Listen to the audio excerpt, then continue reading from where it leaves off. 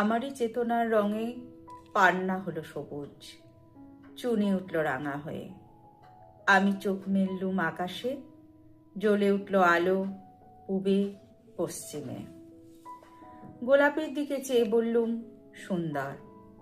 সুন্দর হলো সে।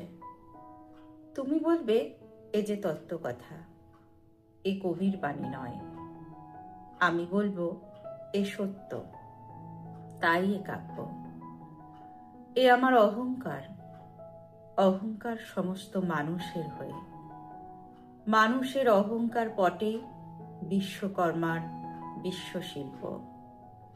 তত্ত্বজ্ঞানী জপ করছে নিঃশ্বাসে প্রশ্বাসে, না না না, না পান্না, না চুনি, না আলো, না গোলাপ, না আমি, না তুমি।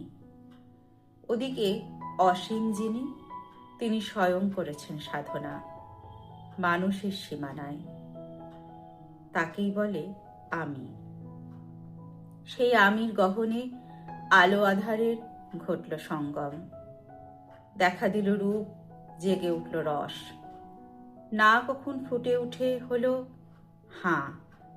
মায়ার মন্ত্রে, রেখায়, রঙে, সুখে, দুঃখে।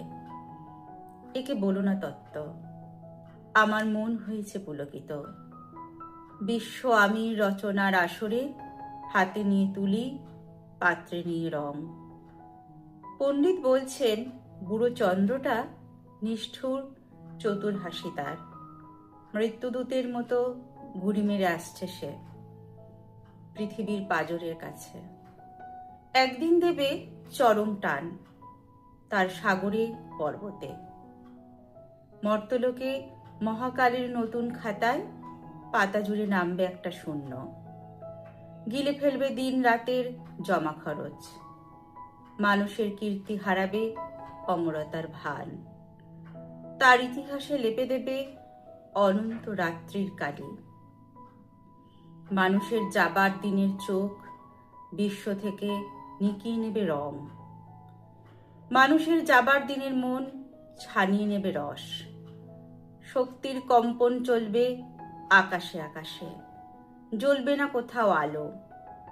বিনাহীন সভায় যন্ত্রীর আঙ্গুল নাচবে, বাজবে না সুর। সেদিন কবিত্বহীন বিধাতা একা রবেন বসে নীলিমাহীন আকাশে, ব্যক্তিত্বহারা অস্তিত্বের গণিত তত্ত্ব নিয়ে।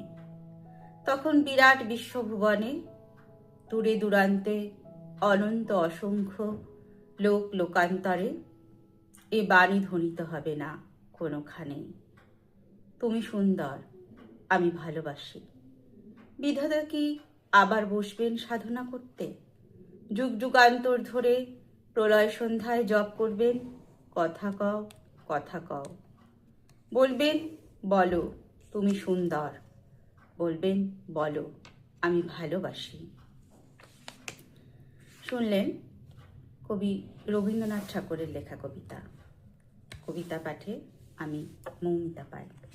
কবিতা পাঠ কেমন লাগলো কেমন অবশ্যই জানাবেন।